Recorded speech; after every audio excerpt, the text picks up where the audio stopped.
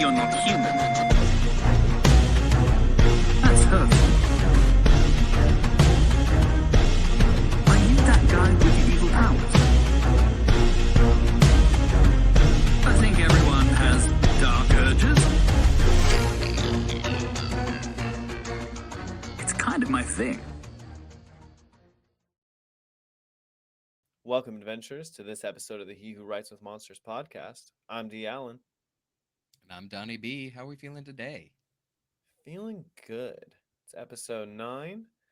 If you're new here, we are going through the He Who Fights with Monsters book series. Last week, we were talking about the economics of the Greenstone and surrounding regions, and just kind of talking about economics as a whole. What are we doing this week, Donnie? Well, this week we're going to be talking about more of the story arc here. We're going to get back into it. We're going to go through chapters 24, 25, and 26 a little bit, where we actually get to the village, which I believe is Northwest Quarry Village number 4. It doesn't actually state it here in these chapters, but I think I'm remembering correctly. We talked a lot about town name. So it is, isn't it? Just brings to mind, such nostalgic, reminiscent memories. Does it? Yeah. Old Quarry Town number 4. Ah.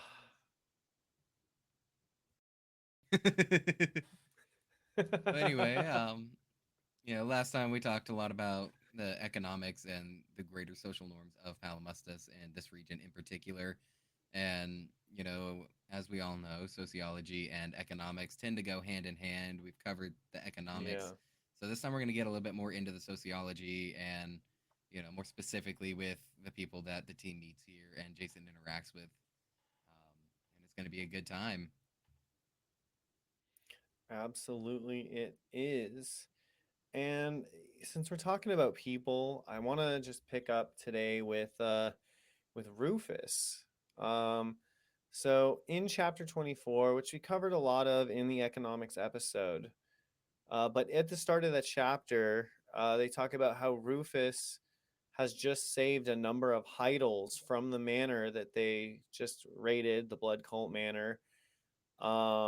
Essentially knowing that if they walked away, those Heidels have no one to take care of them. They are going to die. Even though it's an oasis in the desert, if there's no one to give them the food, they're going to die of starvation in a few weeks at the very least. Yeah, and that's absolutely killer to me, because when I read this, you see Rufus being the hardcore, grindstone adventurer that he needs to be. He has no problem killing the bad people. But at the same time, he's like, well, I'm not going to let defenseless animals that haven't done anything wrong just die because it's inconvenient for us. And he absolutely takes on that humanitarian effort, and he's going to bring them with him. They have the ability to save them. He's going to save them. And I think at the moment they have 8 Heidels in total. He's riding one. They've got one pulling the carriage that they're on, and then he's towing another half dozen behind him. Right. And I believe Anissa, or how did they even end up with the Heidels in the first place? Well, they were going. Jason passed out, and they're like, "Well, we're gonna head out anyway." And so they were looking for a way of kind of leaving the estate. They found the shed with a carriage in it, and then they found the stables that had all the Heidels in them, and they needed a Heidel to pull the carriage. So they're like, "Yep, let's do one of those." And then that's when Rufus is like, "Well, we can't leave the rest of them," which Anissa is against. She's like, that's a waste. Stop doing that. This is my mission. I want to be on it." And Rufus is like, no, it's not your mission. Yeah. We're doing it.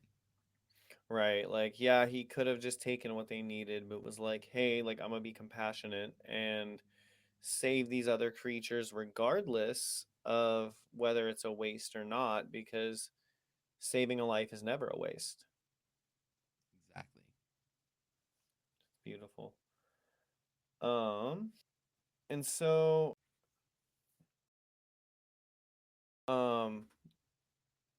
I guess that brings us to Jason waking up and dealing with Anissa and we kind of see a few different sides of how Jason can interact with people in this series of chapters. So Oh yeah. so right here with Anissa, you know, because she's in a position where at least she feels like she has power over him because she's a more competent essence user, he's just some scrub that she kind of finds impure. So she's kind of holding herself at this elevated level of power. And if you're a returning reader of the series, you already know if there's someone in a place of power trying to put that in Jason's face, he's going to laugh and talk shit about them to their face. Oh, absolutely. And Jason is 100% a subscriber of the respect is earned, not given mindset. And this is the first example that we really see of it. And we will continue to see examples of this throughout the entire series. Um, to Anissa, she is the pinnacle of all society. She is, the priestess of purity. She knows everything. She knows how you should live. She knows how you should be. And anything less than that is just dirt under her boot. And, Jason reacts to this with, well, if you're not going to give me the respect that I'm owed, I'm not going to give you the respect you think you deserve. And it's the same thing with the team. He meets Rufus, and Rufus is automatically respectful of him, and he returns that respect immediately. He has no hard feelings with anybody else, but if somebody's going to talk down to him, he's going to come right back. Mm-hmm. Yeah, and so we also see like way earlier in the book, when they're first interacting, Jason makes a comment like, "Yeah, you want to stay away from the ones that are talk about purity all the time. They they tend to go a little off the rails."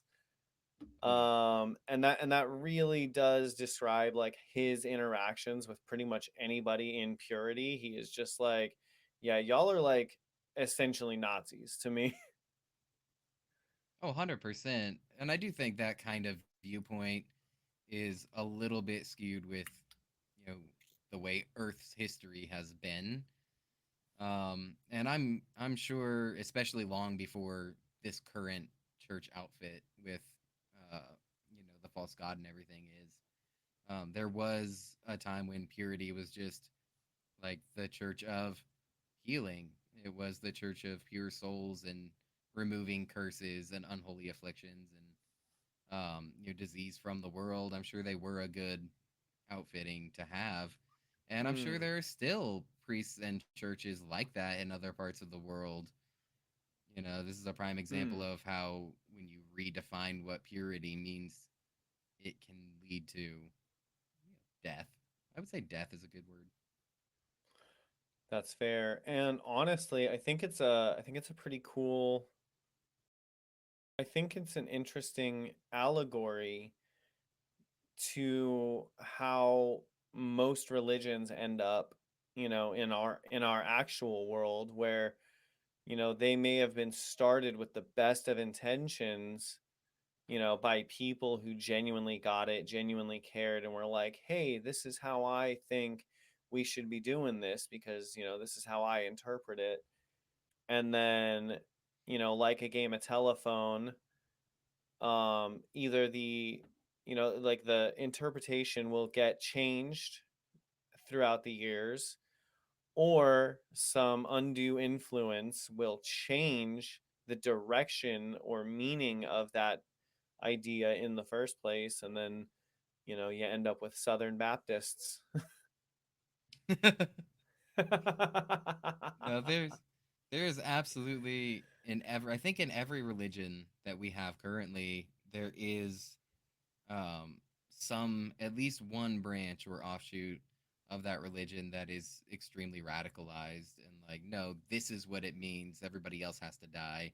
Not necessarily die, Sure. but it's like the heathens of the world must suffer because they don't agree with how we believe in this. And I think it's just an interesting metaphor that we see here.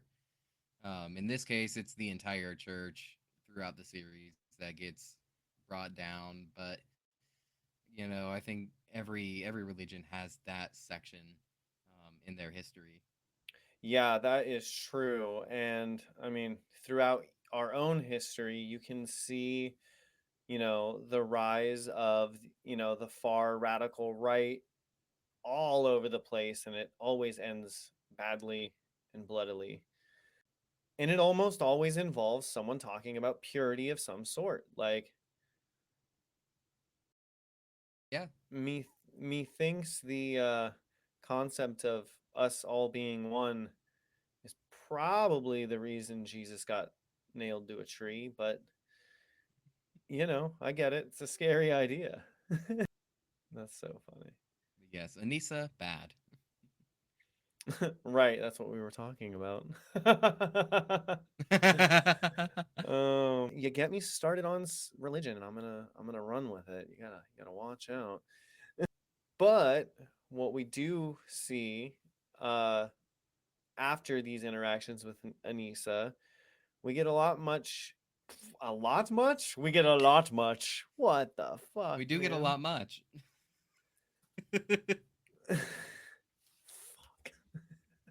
How much? A lot. That's a lot much. It is a lot much. Jeez, that's a lot Or is it a much. much lot? Don't even start. I'm gonna forget what I was talking about. Oh no, what was I talking about? Because Anissa does not approach Jason with any form of respect, and pretty much anybody in power, and this is in real life or not, just people in power tend to treat people less than them as exactly that, less than them. I mean, you and I both work in customer service, and how those types of people are. Oh yeah. When I think I've been thinking on this too, the biggest issue that Jason faces like in this society in this series, he is coming from a 21st century version of society and going into what is essentially a 16th, 17th century version of society. And, Mm. to these people in this culture, having power means having power, and to them, respect means obedience. And, just the ideas that have evolved through the human race over the centuries. It's Hmm. if I'm in a position of power over you, I'm more important than you are. You serve me. That's just how it is. And a lot of the people that he has issues with authority don't have that form of thinking that he grew up with in his society and his time and age where everybody is equal. And I think that's the point of essences in general. People with essences have a physical manifestation of authority and power. Right. And, to this society, that means something, but it doesn't to Jason because politics. Okay, and so we didn't really touch on this in the economics episode, but I do think it's relevant in this scenario because I don't think that their society functions as a capitalistic society. There is, you know, money and trading, of course, but I think if I'm reading the room correctly, or reading the series correctly, I think that Palimustis as a whole would function more as a socialistic society as opposed to a capitalistic society. I would say yes and no. If I had to classify it, I would say it's definitely capitalist, but it's more based on the bartering of resources than anything because the money they use, the spirit coin, are just a magical resource. So it's not so much money as it is resources just in a currency form. Um, but you definitely have, the rich get what they want because they have the money. If you don't have the money, you don't get what you want. It's just easier to accrue resources. Okay, so I I I think I was not specific enough in my terminology. I think what I more was getting at, and I constantly make this faux pas, but it's that Palimustis doesn't have a consumeristic society. Elaborate. So, I mean, capitalism is always going to be present in some form, or at least to our current understanding of how the world works. But in Palimustis, like you just said, it's a barter of resources because money a isn't necessarily a resource, it's just magic, and magic's everywhere. Um and but the point that I'm getting at is that you don't see people in Palimustis obsessed with, oh, well, I need the very specific brand of it of awakening stone. You don't see Nike awakening stones or anything. Sure, you have sellers that do specific things, but their society doesn't revolve around buying those things like ours does, because their society is much more about keeping keeping society safe from monsters. Like that's the core focus of their society. And so everyone's a lot more willing to work together in this trading bartering system. And that's kind of why I said it's somewhere in between a communistic and socialistic society. I would say closer to socialism just because, um, you know, whoever has more power. But, you That can, would be communism. well, fair enough then. Socialism is everybody is equal and everybody has the same resources. I think you're Well, confusing consumerism with capitalism because you well, definitely do see all that's what of I was like even saying. in Yeah. Greenstone, you've got every tailor has their own brand and their own way of doing things. We get to Vitesse, you have multiple different vehicle outletters, and certain families are known for doing better at that. So it's not like a company of Nike is just a Right. family that makes this. It's still a branding thing, but But nobody really shares anything. Everything is for sale. Yes, and that's what I was trying to explain as my faux pas was I was confusing capitalism with consumerism, because like I said, capitalism exists in Palimustis. Everybody's trying to sell their goods. The point I'm getting at though is, you don't see the Burts running ad campaigns saying buy Burt's stuff. Like they're just they're doing business, but it's not a consumeristic, you have to buy Burt's because Burt's is the best. It's just like, man, you already know, like, if you got the money you can buy from me, if not, goodbye.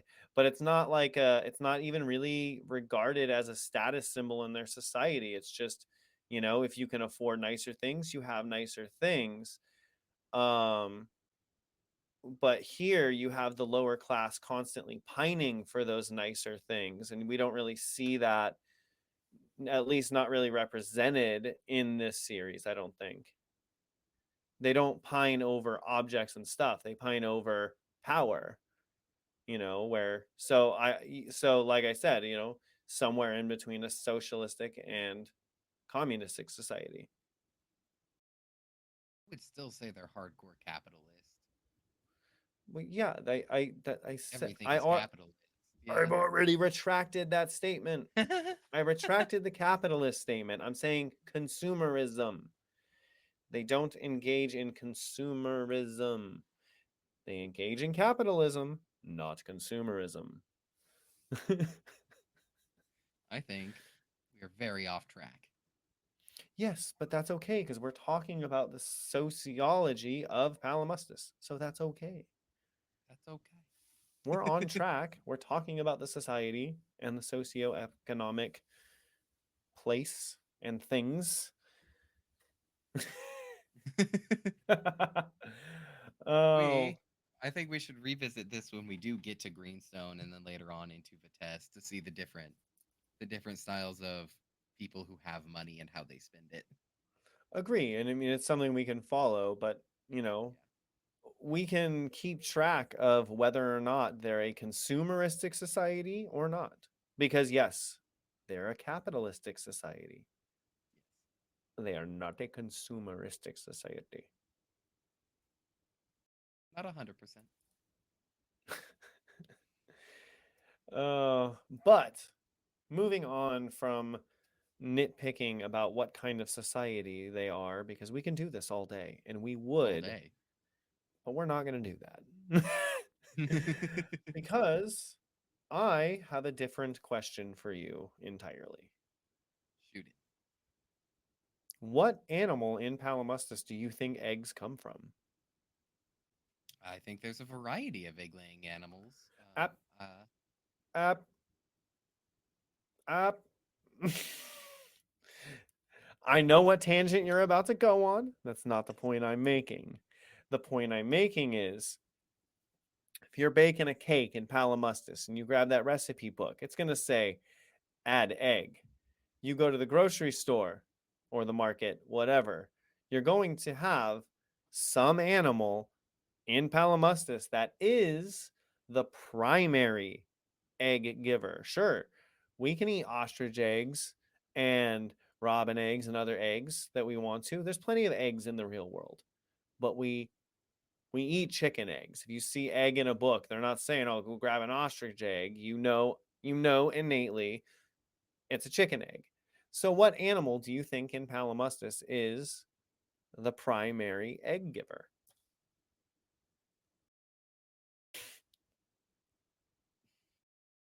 I don't have an answer for you with the restrictions you've placed on me. What? I think the How are those primary restrictions? I think the primary egg-giving creature of any given region would depend on the region in which you are, right? Because like in our world, we have the industrial ability to have chickens literally anywhere you want to have chickens. Hmm. I don't think they have that ability in Palimustus to the point where like every single egg that you buy at any given market is more than likely going to come from creature A. I think it's going to be, hey, we've got a lot of lizards out here. These are lizard eggs. Or if you go to Vitesse, hey, we've got a lot of winged creature eggs. These are winged creature eggs. I think it's very dependent on where you are and what creatures are available to you. Okay, I disagree though. Because I have two words for you. Portal specialist. Say everybody likes this one lizard's eggs. Man, would love those eggs. Boom, two lizards through a portal. They I have breed. two You words have for you: hmm. full consent. What? If an animal doesn't consent to going through a portal, you can't make it go through that portal. When do we see that? That is the restriction on every portal ability ever. It's reiterated several times. No, they say if a person. I've never heard about.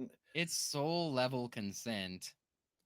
You have to consent to it. If a creature looks at a portal as scared of that portal, you cannot force it through that portal.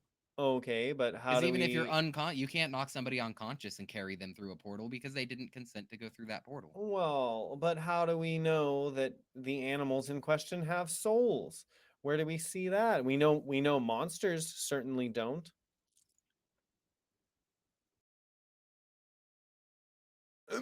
We've had this debate, I believe, in episode 2 with the Umbral When? Mountain Snake. Elaborate. Bonded familiars do not dissolve into rainbow smoke because they're creatures, real creatures with real souls. Well, did it Monsters dissolve specify because souls? yeah, that's the point. What? No, I think It I would has a say real yeah. soul so it doesn't break down. The only reason monsters break down into rainbow smoke and go berserk after a time is because they don't have a real soul. The soul is what keeps the body alive. Okay, but I feel like Jason has absolutely transported animals through his portals. Not that I can recall. What about like the Not that Bright weren't Heart City? familiars. What about like the Bright Heart City, like livestock and other stuff? Like you think that only the people made it through? Like I think We just only the abandoned. animals that weren't scared to go through it made it through. Well, they weren't. No one went through it, did they? Did they? I thought he just kind of absorbed the city. That's a whole different thing. Still a portal. We'll talk about soul realms later. Okay, I think we're also missing a key factor. Even if they could transport large masses of animals across the world using portals, you wouldn't you need would large still have to. masses. Male, female, boop, reproduce. Now they're on this continent. That only That's works literally to a how it works in the degree. real world. Yeah, but that only works to a degree. You can produce X amount with this breeding stock, and it takes a while to do that. It would be so much easier if you're going to use portals to just take, 50 of these things through the portal and Sure, and have 25 sets of breeding stock. cool, and if that's the capability, boom, that's even better. Like that's all you But got to do. also, you Hmm. have to consider they have to build the infrastructure to house and keep these animals, right? You have to be able to import the food that they require. You have to be able to match the climate that they need in some kind of habitat. You put a chicken in Antarctica and feed it fish, it's going to die. That's how it works. That's that's semantics. No, that's logistics. No, but the point of it is it's semantics though, because yes, logistics would happen if we were transporting species to where they, don't come from. However, if everybody agrees that these are the best eggs, then I don't think anyone's going to have any problems setting up the infrastructure if it means they can have the best eggs. Just like it happened in real life on our planet. Everyone was like, hey, yo, chicken eggs, that's the egg right there. They're easy to maintain, easy to produce. So I guarantee there'd probably be some animal on Palamustus that this happened to. And this is not, I mean, it may be a reflection of like 16th century society, but they have fridges, they have stoves. It's not entirely a reflection of that society. So I do think this society is a lot more advanced. And in the growth of this society over the thousands of years, just like it happened on our world without portal specialists, literally with just people walking around the planet, we transported chickens all over the planet by land, by sea, whatever it may be. Now, everywhere in the world, chicken eggs are the common egg. Not to say it's the only egg, but it is the common egg of the realm. This is all assuming that they have a chicken analog in Palamustus. Chickens are the egg because they produce eggs frequently. They eat anything. They can live anywhere. You have to have an animal that meets those requirements. This is a pre industrial society. So if you have an animal that can live anywhere, that can eat anything, then sure, that would work, possibly. But if you don't have that exact kind of creature, then you're limited to what you have around you. If the eggs they use here come from an animal that can't live anywhere else, that's not the common egg.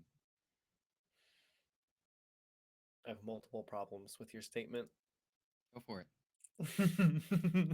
Let's see it.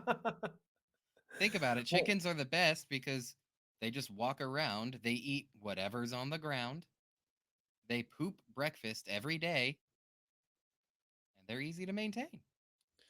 okay. Well, Find an animal like that. first off, we know that there are lizard species like that in Palamustus. I would wager probably that is the species in question. But did you really just say this is a pre-industrial society? Bro, they've got like water link, teleportation, like this is not pre-industrial society.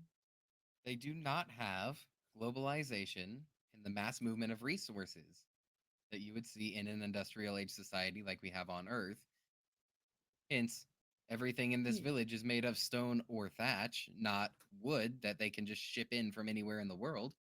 Okay, hold on. We have mass movement of resources, and yet there are plenty of countries in Africa who live in thatch houses. No, no. So No, no. no, no. And we see, like, bro, we see diamond rankers moving and selling mass amounts of stuff all the time, all over the place. One diamond ranker is its own shipping lane. Like, Right, but diamond rankers wouldn't involve themselves in the movement of resources from Quarry Village number 4 to Greenstone or to right. Bates. They Trickle down operate economics. they operate on a level above economics in general. They Right. don't But use it's, money. well, but they do. At No, they least for, trade in barters. well, but the thing is they trade. There's it's still a manner of trickle down economics. Diamond Ranker barters this giant ship to regular guy because regular guy has some legendary diamond rank thing that the guy wants. Boom. Well, now that guy goes and sells, and top down, trickle down economics. That one thing that diamond ranker did just funded like a billion other things. Yeah, I don't think diamond rankers deal with normal people ever. Okay, that's fine. Gold rankers can still accomplish quite a lot. Yeah. Look at Amir. He deals with diamond rankers all the time. He doesn't deal with normal people often. Amir deals with normal people. Not often. No, he's a treasure hunter. He deals with normal people all the time to get treasure. What are you talking about? Anyway, Amir's actually a great example on my point because he moves very expensive stuff all over the place, and because everything is based around magic, which is the coin of the realm, he is essentially a heavy resource mover. yeah, but he So, doesn't deal in anything common people would use.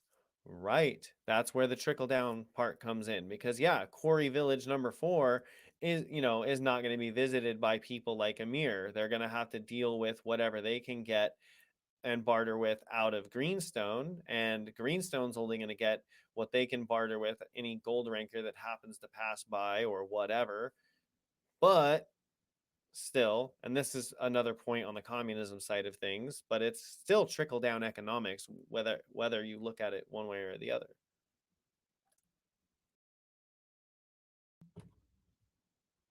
I'm gonna say Heidel.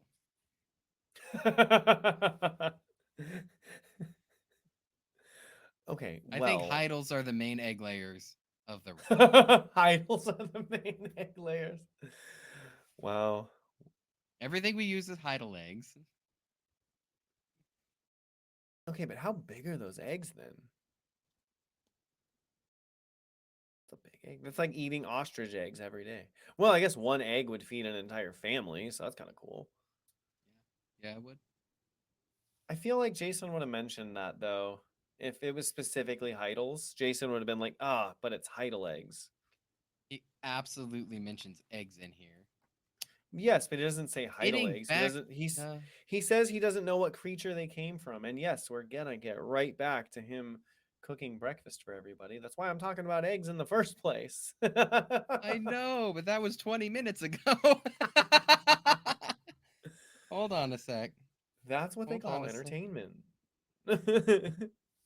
Hold on a sec. I'll give us the best description of the eggs that we get from the book, and then we'll decide. It's going to be in chapter 25. The son-in-law eggs. We need to make son-in-law eggs. Write that down. Legitimately write that down. No idea why they're called that, by the way, or what kind of animal these eggs are from. Delicious, though. The dish was eggs that had been boiled deep fried, served in halves, with a sauce, fried onions, garnish. They're delicious eggs. That's. I would assume they're relatively normal sized eggs that we would see on Earth. Right. Possibly a little bit bigger. I don't know. I think they're different everywhere. I don't know. I think that there's got to be one animal. However, this this does bring us to the whole reason I'm even talking about eggs, which is Jason being a fantastic cook, which essentially brings us to like that other version of how he treats people, because the minute he gets into a realm or the minute he gets into a kitchen, he is in his realm. No longer is he on another world. He's like, oh man, what ingredients do I got? What can I do with them? And it becomes his reaching out point to talk to just the local people. He goes to the street market where food is being sold, and he's striking up conversations with food sellers. Yeah. And this is, I think this is one of those moments when we get to this village, he starts wandering off by on his own. That's like the moment he decides, I'm gonna be something I never could be back home. I'm gonna do something with my life I never did before. We know he has a very strong passion for cooking, and I think this is where we really see him start to take in and be like, you know what? I'm gonna follow this passion. I'm gonna do something with it. Mm. And I'm gonna reinvent myself with this. So his goal is to learn about cooking in this world and be the same version that he could have been back home, but here. And we see that take over a lot. I think this is his manifestation of a new Jason that we're finally starting to see come out. Well, I wouldn't say that it's a new Jason, because, later in the series, we get descriptions that he was on cooking shows and stuff. Like, I think this is more his grounding. This is like the only place in Palamustis where he can feel at home, you know. But it extends beyond just cooking. It also extends to people. He's always been a people person. I think so. Yeah. I hadn't thought of it like that actually. Yeah. So it's not like he's always been a chef. Cooking has always been his thing. So the minute he's doing anything involving food, like this is the first time he's really doing something with food in Palamustis ever. But the minute he's in in a food environment, all of a sudden he's in his element, and he's like, oh, what's in that sauce? You got to tell me, blah blah blah blah blah. And it's like, oh, comfort zone. Like this is Jason finally like, oh, I can be comfortable and relax. Yeah. His escape from the horrors of his new world. Exactly, this is his grounding and first time being comfortable in Palamustis of any sort. That's amazing. Yeah. He throws himself into this because it's something familiar, something he knows. Mm-hmm. And, it's an experience that he can share with the people around him, like the son in law eggs. I'd be willing to bet nobody on Palamustis has made son in law eggs and be like, hey, let me show you something. And everybody's like into it. It's somewhere he can feel confident and safe. Right. And through that, it becomes a bridge towards these people. And we see that literally after just one night of being in town, he intimately knows these people. He talks about them like they're old friends. Um, like, oh, Martha and George and Greg and, whatever. Like, it's so much so that even Farah is like, is the world you were brought from this village? Like, Yeah. Yeah, he says, you got to talk to old Murph down at the general store. He knows all the town secrets. right. And it's like he learned this all in one night. He's just been going around talking to people, and this is a very small town vibe area. Everybody's proud Mhm. of their village and their community that they've built, and they're willing to share that with whoever is interested in it. And he really takes to that. He is very much, yeah, tell me everything about your place. I want to learn about you as a people, and they're willing to oblige. And I think that really takes Farah specifically here off guard, because the idea of going somewhere and actually meeting the people and talking to the people and becoming them is kind of foreign to big city adventurers like this. Right, because their life is always on the move. So the only people they genuinely interact with are other adventurers or other people in high society that they have to deal with in their duties as an adventurer. So to them, stopping the chat with the locals is, effectively pointless, because like, when am I ever going to be back here? What do you even matter? But Jason understands that at every level, people are people. Yeah. And this is yet again another like moment where Shirtaloon is kind of poking you like, hey, pay attention. People are people everywhere, no matter what level of society you're talking to them at. People are people, and how you approach them is what matters. And I think these are really good contrasting images where, Anissa approaches him disrespectfully rude, turning her nose up at him. I mean, literally, he even says, I'm amazed she doesn't bump into things, always looking down her nose like that. Like, Yeah. sick burn, by the way. But like, he talks about her in a very rude and disrespectful way, but only because that's the energy she came at him with. Yeah. And, meeting Dan on the street making the skewered meat and sauce, he's talking to him fondly and wonderfully, like, like they're old friends, just sharing their cooking secrets. And Yeah. it's literally all about the respect that he was given, upon meeting. Yeah. And that's what it is too. I just think Jason's ability to match energy is really what the series is about in terms of, like political science and culture differences, and treating, like you said, treating people like people. Mm-hmm. And it's reiterated a lot in here, but this is a prime example. Really, first time we see it without all the noise of the rest of the story arc and what's happening in the series. We can Yeah, just sit here and focus on everybody is a person, and everybody deserves that respect. 100%.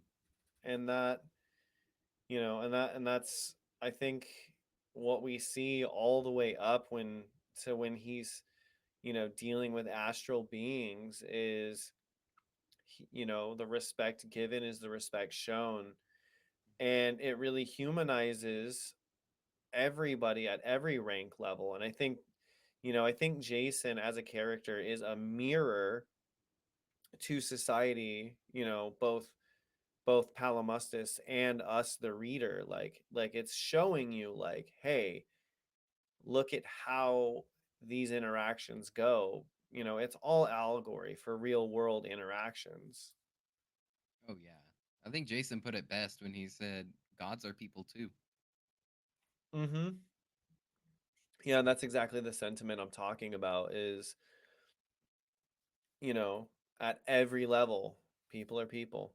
Gods are people too. Like, you know, and I like that idea, even just on a philosophical idea, that, if there is really something out there, intelligent creator, well, with intelligence comes thoughts and comes feelings. So if there is indeed an intelligent creator out there, they definitely are a person to some capacity, maybe on a scale that we wouldn't understand, but still, if you were able to get to that scale, you'd be like, ah, he's just a dude doing his thing. Yeah. And speaking of gods, I think it's very important. This is a good time to bring it up. We talk about the very first instance of Jason's catchphrase. Anissa accuses him of blasphemy, and he says, "Blasphemy is kind of my thing." Right. And then I think Gary right after is like, I thought cooking was your thing. And he's like, I can have more than one thing. Yeah. Yeah, and that will be, and we're going to keep track. I have a whole list set up.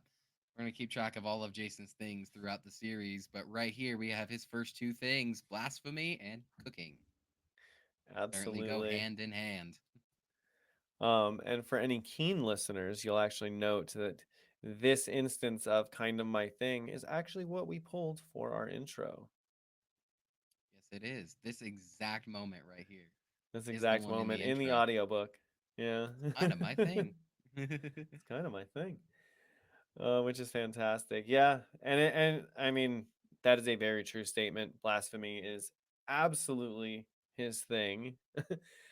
Yes. um, but so the context though of this situation is it's once again Anissa being rude, being pushy, judgy, and she kind of gets in his face, and he's like, "Yeah, blasphemy, kind of my thing." And Rufus sends her away, like basically like, "Yeah, take a walk. Get out of here." Like, you know, and the minute she goes away, he's like, "Dude, you need to chill. Like, can you?" And he's like, "I don't think I can." And this prompts Rufus to s- to kind of give him the talk about like his old life versus his new life. Yeah.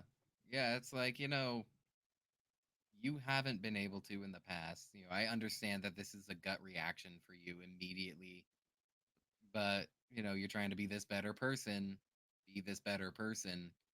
and the full teacher monologue comes out right here. And 100%. yeah, and this is really where he buckles down and admits, he's like, yes, I am going to be a better version, be what he never could be back on Earth. And he Yeah. actually resolves right here. He says, I'm going to be better than I ever was. And when I return to Earth, if I ever return to Earth, I'm going to be better for it, which Mhm. we see later that he doesn't, in fact, because of the whole everything that we've talked about in previous episodes, about trying to deal with who he was while introducing who he is now. Um, Right.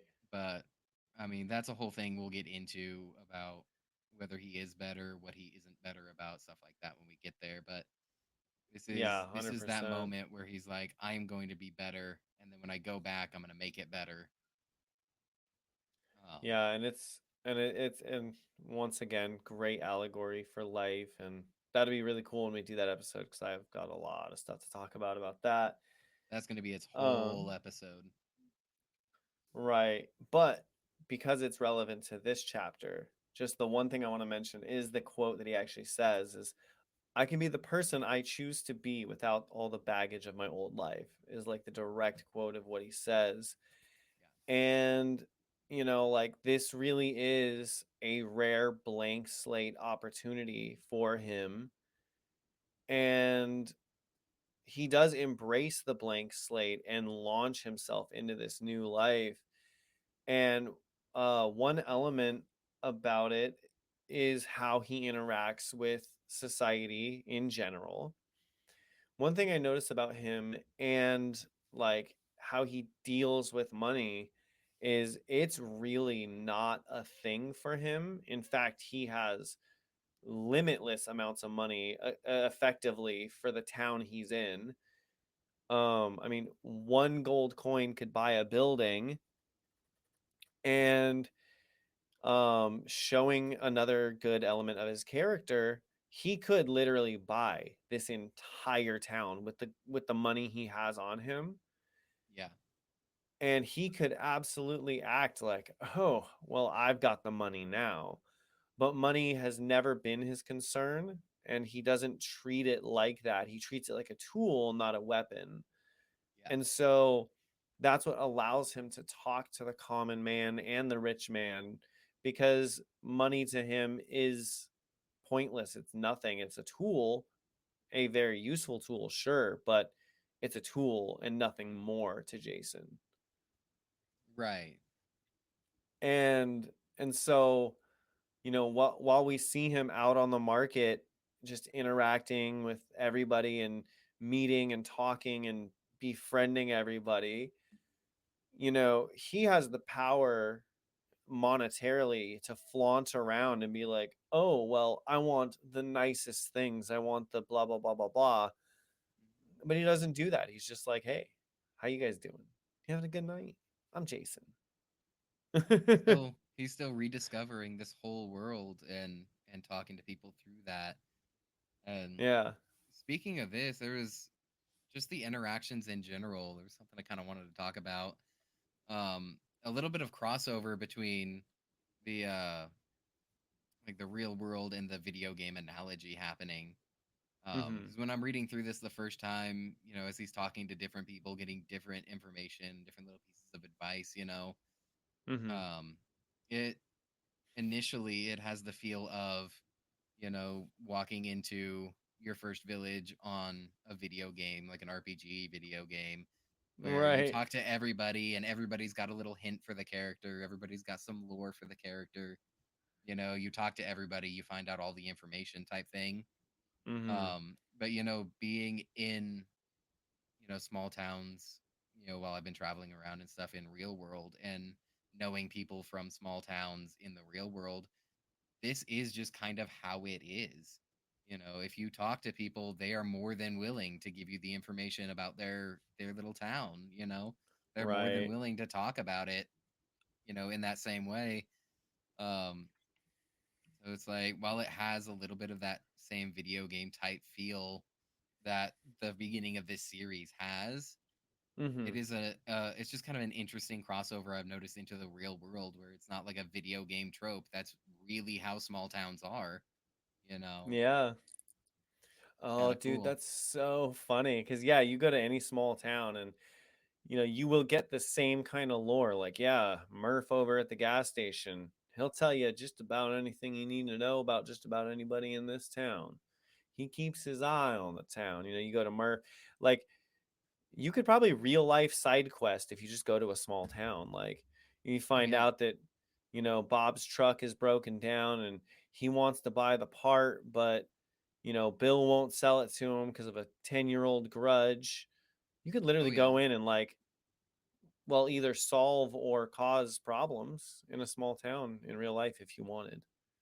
That's true, dude. This last weekend, I was actually driving through Missouri, um, Mm, and I was kind of taking the back roads to get to a gas station. Long story. Anyway, I passed through this one town. I can't remember what the name of the town was.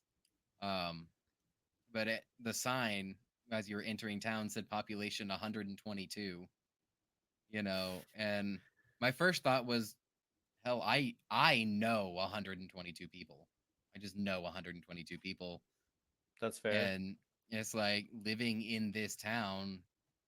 I actually thought of these chapters because I was rehearsing for my notes and everything for this episode. I was like, I bet this town is a lot like the Quarry Village. I bet it is. You Oh, go up and dude. talk to somebody, you ask them a question, they're going to give you the information and the lore. And they're going to know everybody in town and who does what and who's good at what. Oh, And yeah. that would be, if I had an extra day, I would absolutely spend a day in this town just doing that. Trying to You find know, out everything from everybody. and to put that into perspective, I was just at a concert the other day and there were at least at least 6,000 people there. Mhm. And it's like, man, like that entire town wouldn't even fill up like one section of the arena that we were at. Yeah.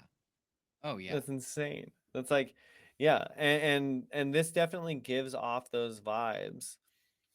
Um, However, it was funny because you were mentioning like it's like a video game trope or just a story trope in general, Mhm. and like the two examples that came to mind when you mentioned that uh were first off just Whiterun from Skyrim. Mhm. Like that town is like the epitome of like the intro town. Because you go in and like you can get side quests that'll send you this way or that way. You can, get you can get pointed in the way of factions and other fun just intro stuff that you can like, oh hey, here's different ways you can go, different things you can do. Um, and then the other example I thought of is another audiobook series actually is the Bobaverse series. I will probably talk about this all the time because it's a fantastic series and you and I both know it well. Oh yeah. But when they first get into Heaven's River, and they're at Garrick's Spine, like the description of Garrick's Spine is like essentially the same vibe as Quarry Village number 4. Like it's just this rustic, pre-industrial kind of vibe, and we get just, it's intro town, we're trying to talk to the locals, we're trying to do all this, like it's almost the same vibe, like sneaking into Heaven's River or visiting Quarry Village number 4. It's like the same idea, at least story trope wise. Oh, 100% it is. And one of my favorite things about this series in particular is this is not like just an intro level trope that we see. This is not just for the beginning, like it is with most video games. And we only see it a couple of times in the Bobaverse series, but like with this one, he does this in every village that they go to. Like every time he visits a town in the Delta or he goes to a fortress town around Vitesse, or really anywhere in general, he'll always stop. He'll know almost everybody in town. He'll get to Right. know almost everybody in town. When they go on a little bit later, and I think the next book, um, when they go on as a team a training exercise, their punishment run, clearing the villages, he stops at every village and they get to know everybody. They stop for a healing session for everybody in town. Even during the Adventure Society exam, the entire exam, they're stopping at a village so that he can stop and heal everybody for the day. Right. He can talk to everybody, and it repeats anytime he is anywhere interacting with normal people. We see this repeat. He gets to know everybody. He gets to know everything about the town, and that's just the kind of person that he is. For this book, it's not a trope, it's part of his personality. Yeah, yeah, that's so good. A fact I just noticed when you were talking was, um Shirtaloon is really good with like the Chekhov's gun thing, because here in this book, and actually almost I think pretty close to where we're at in these chapters, Rufus or someone explains punishment detail being like, going town to town and like solving problems. And like I said, Shirtaloon is just really good with that Chekhov's gun thing of like, okay, he said that, okay, this is a punishment. This is what people do on punishment runs. Next book, hey, now the group's going on a punishment run, so you can know what those are like.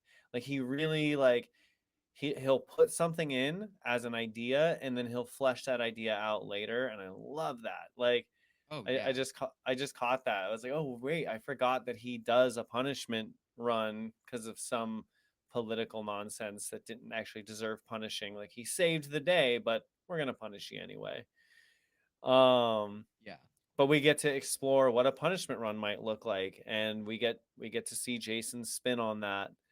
um but yeah, it's just cool that, again, always Shirtlein with setting things up and really fleshing his world out. Like I think that's why I love this series so much, is he just really knows what he wants to write about and really like explores the ideas in what he's talking about. Oh yeah. Well, going through the series as much as I have, I'm always looking for plot holes or inconsistencies or something that Mm-hmm. I can find, um, specifically with this podcast, doing, um, theory episodes that we plan on doing, trying to find those areas where it's like, well, this happened, but they said here, and I can't I find anything know. like that because he knows his world. He built this world specifically to, run around and play in with Jason, and Right. he is so good. Even things that are mentioned now that we don't see till book 11, book 12, it comes back as a continuation instead of an introduction to a new idea, and it is Right. so beautiful the way that this whole world is written. Right. And on the topic of descriptions, in chapter 26, we get like a lot of descriptive language about the waterfall. And Shirtaloon, I think, just really pays attention to how the world works. So we get treated to a lot of really cool, interesting little descriptions of what's going on with this waterfall. So they talk about, the great height and like the railing, and it like puts in my mind that like unease just by reading the description, like that unease of like looking over and seeing the water going, and as it's going, as they go higher up on it, it's the cacophony of sound.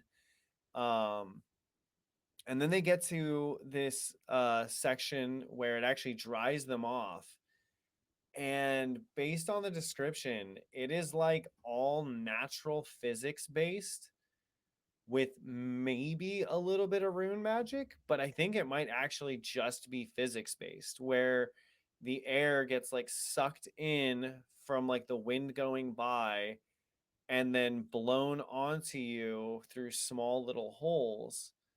The only thing I couldn't quite parse is if there was magic behind it aiding it, or if it's just a physics thing. No, it is absolutely a perfect example of Magitek.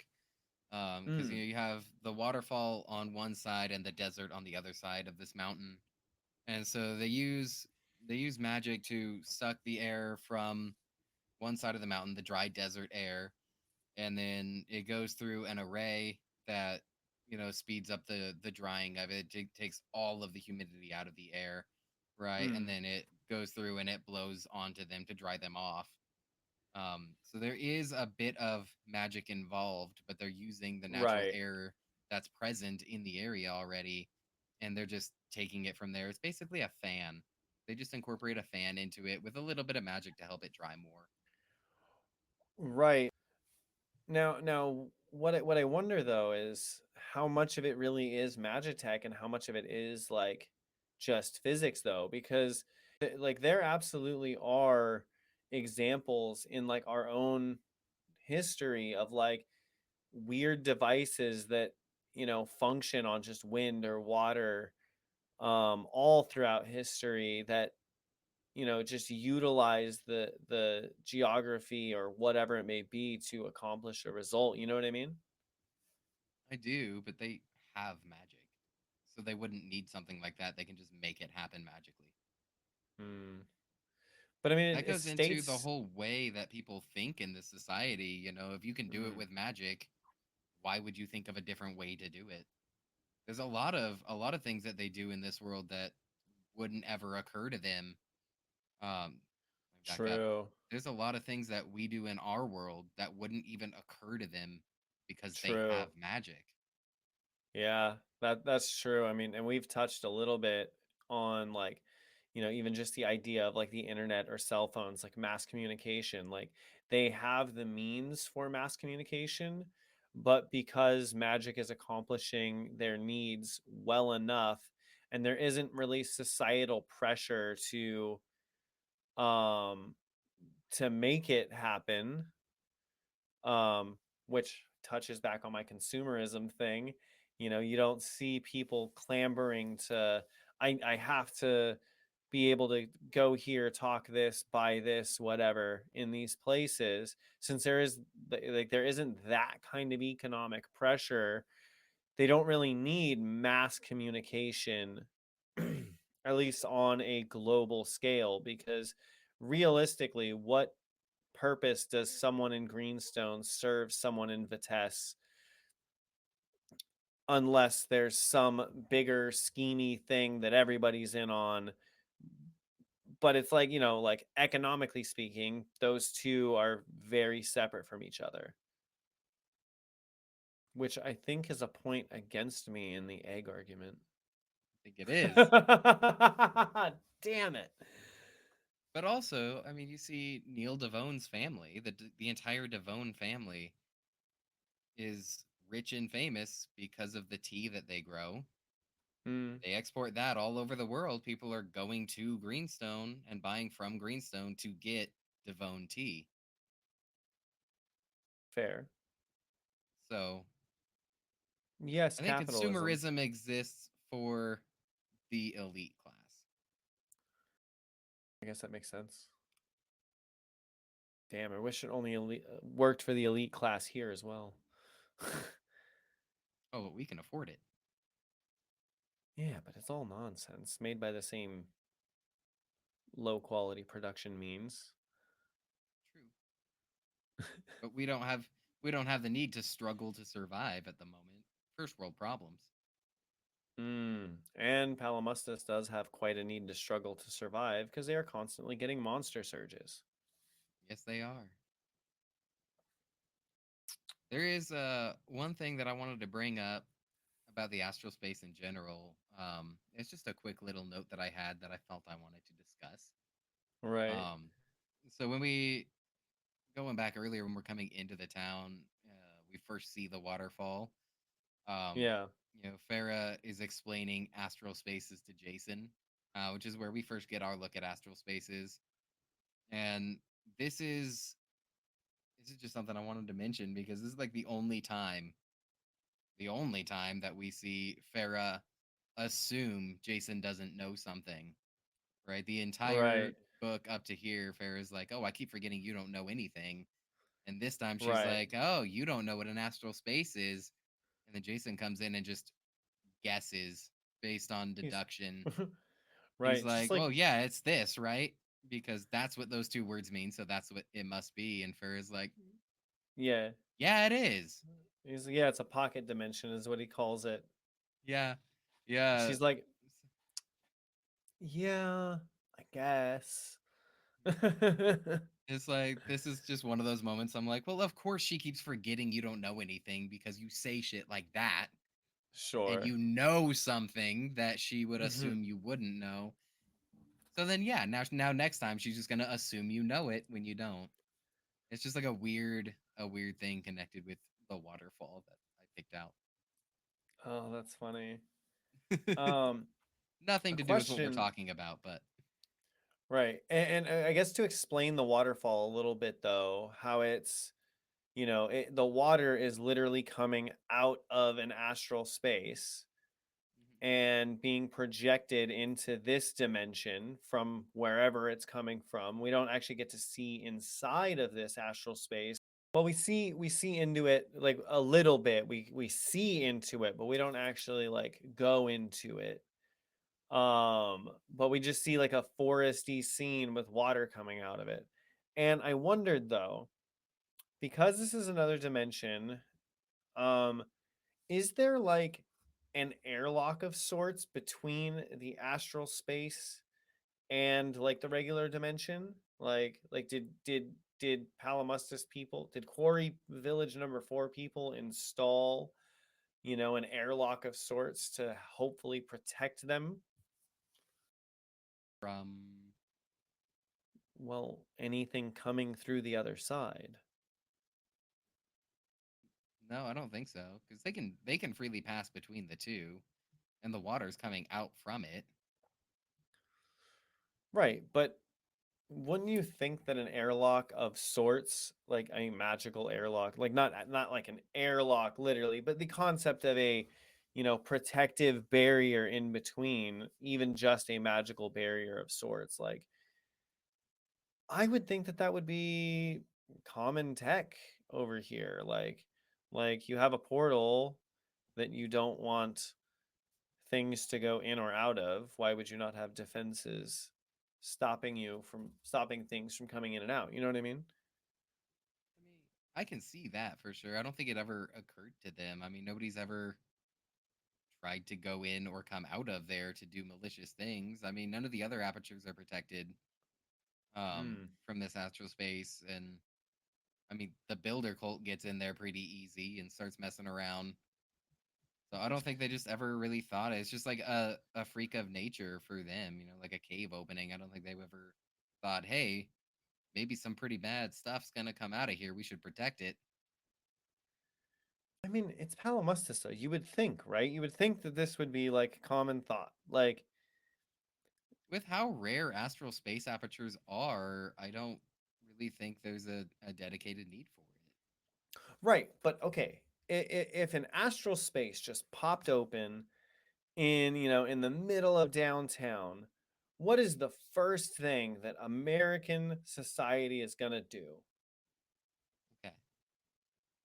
Two issues with that. First, they don't really just pop open. Most of the time, their people go out, search for them, and open them themselves. Uh, Okay. Second, these aren't Americans. We can't think like that. Okay, but Earthlings then, because Earthlings respond in a way, regardless. What would we do there? We would probably look at it and then put up a barricade. Yeah, we'd put some form of barrier between the random dimension hole and us, because, you know, the Gate anime is a good example. I mean, yeah, but also you could look at solo leveling as another example. Sure, I guess. I think in the minds of the Palamustians, if I may, the astral space apertures are in remote enough locations that they're not really causing an issue for anybody. Um, in this case, there's one just on the top of a random mountain out in the middle of nowhere, and it's Hmm. giving them magical water. So yeah, throw a guard up there, make sure nobody messes with it. The other astral apertures that we see in the world, I imagine go something like, "Hey, I'm gonna open this door, and since I'm the one that opened it, I don't got to worry about it. We have the control over this because we opened it. It's ours. Oh, We'll send that's a somebody good through to point. clear out whatever's on the other side, but then we don't got to worry about it because we control it. And in this case, nothing's ever come out of this particular one except magical water. And from what we can Yeah. assume, nothing ever has caused any danger from the other ones. So why would they think about that? Well, I would agree with all of that except for one vital point. Elaborate. Yeah, something's coming through that hole. This is true. And what that something is, you'll have to tune in next week to find out, because we are out of time for this episode. Yes, we are. Ooh, this is going to be a fun one next time. Something's not coming out of that hole that should be. Something is coming out of that hole that shouldn't be. And now Jason and our hero Hiram are going to have to deal with it. Yes, they are. And it's going to be essentially the first real monster battle that Jason has. So I look forward to talking about it. I do too. It's going to be a lot of fun. We're going to deep dive. We'll get to see some of his new abilities in action. And we'll get to see how he kind of handles himself in what is more or less a solo fight. So I'm here for it. I'm ready. Heck yeah. So thank you guys for listening today. This has been the He Who Writes with Monsters podcast. I've been D. Allen. And I've been Donnie B. Make sure you check us out on Team Biscuit on YouTube or HSexTWM on Facebook, Instagram, TikTok, X, and wherever you get your podcasts. Yes. And just to let you know, that's H, three W's, M, which we are copywriting as H sex W M. Yes. Remember, fight monsters. But don't become one. Have a good night, everybody.